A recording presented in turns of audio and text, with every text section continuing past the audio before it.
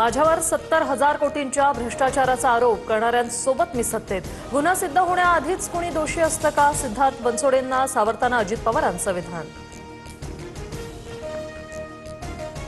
आम्ही बोलायला लागलो तर अजित पवारांची अडचण होईल। अजितदादा अपने गिरेबान में झांक के देखिए। भाजप प्रदेशाध्यक्ष रवींद्र चव्हाणांचा अजित पवारांना इशारा। पिंपरी मनपात भाजपनं 8,000 कोटींच्या ठेवी मोडल्या। अजित पवारांकडून भ्रष्टाचाराचा आरोप तर काही लोकांच्या प्रॉपर्ट्या कोट्यावधीपर्यंत वाढल्या। आमदार महेश लांडगेंवर अप्रत्यक्ष टीका। मुख्यमंत्री फडणवीस आणि उपमुख्यमंत्री शिंदेंचा आज वरळीत संयुक्त मेळावा। मुंबईच्या विकासाचं विजन मेळाव्यात मांडलं जाईल।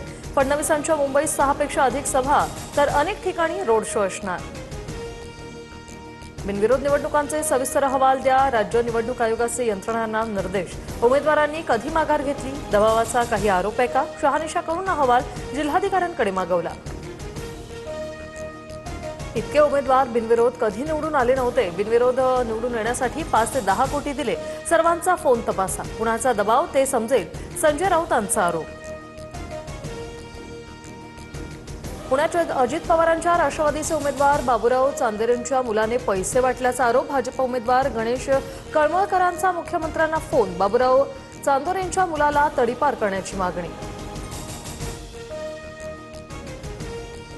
राज्याच्या पोलीस महासंचालक रश्मी शुक्ला निवृत्त। सदानंद दाते आजपासून राज्याच्या पोलीस महासंचालकपदी।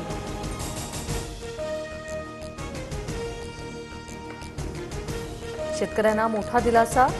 पीक कर्जावर मुद्रांक शुल्क माफ करण्याचा निर्णय।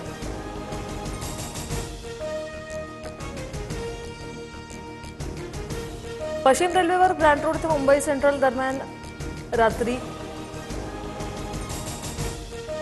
13 तासांचा ब्लॉक। 145 लोकल रद्द। रात्री 11 ते रविवारी दुपारी 12 पर्यंत असणार ब्लॉक।